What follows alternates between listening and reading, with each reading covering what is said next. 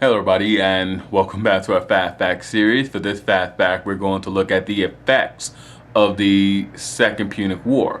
Now the Second Punic War or the Hannibalic War, was the Great War, the Great War fought in Roman history. This was the war that made Rome essentially it made Rome and it broke Carthage. Um, there are five important effects on the Romans that stem from the Punic War. First, was that Carthage would again find a large cash indemnity. Second would be that the Carthaginians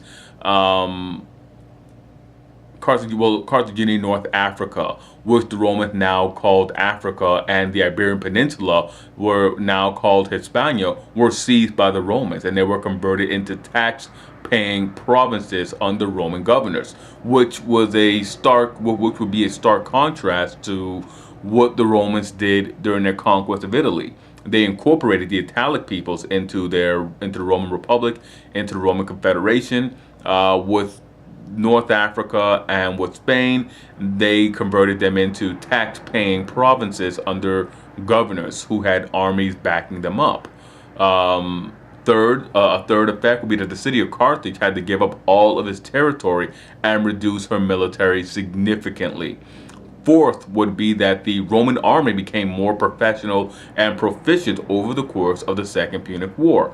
Before the Second Punic War, the Roman army was little more than an ad hoc citizen levy of men from around Italy under the command of semi-professional patricians, semi-professional military men, and those would be the patrician class, the elites of the city of Rome herself. The Roman army during the course of the Punic War was transformed into a standing army of career military men. Career military soldiers still under the command of semi-professional patricians, and the patricians would be economic leaders, they will be military leaders, and they will be political leaders within the Roman social structure. Now,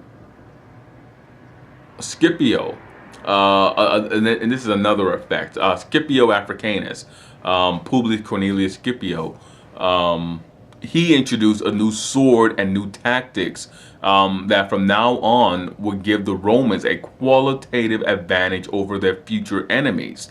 And of course, fifth would be that Scipio received lots, and I do mean lots of dignitas in Rome.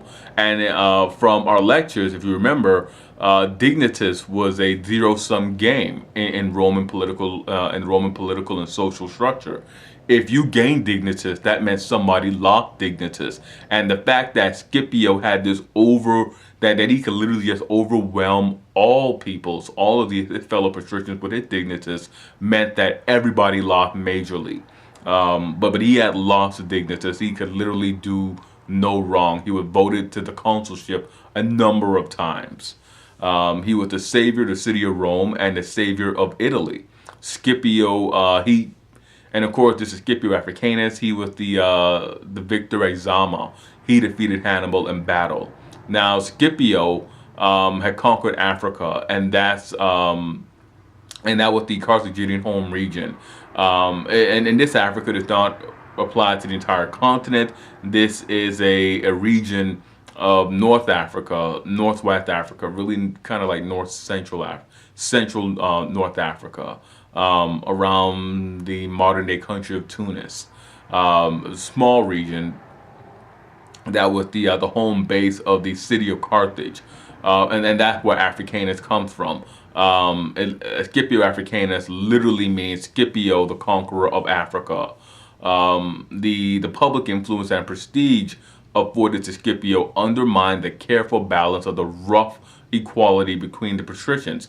The equilibrium was officially broken at the end of the Second Punic War, and Scipio and his family began to dominate the Republic, and it would set a precedent for future Roman patricians, for future would-be tyrants and dictators to aspire to, and a number of men will aspire to that status as being above the rest of the patricians and above the city itself. As always, hit like, subscribe, and comment. Let me know what you thought about this fast fact. And as always, I'm Ted, and I'll see you guys next time for another fast fact.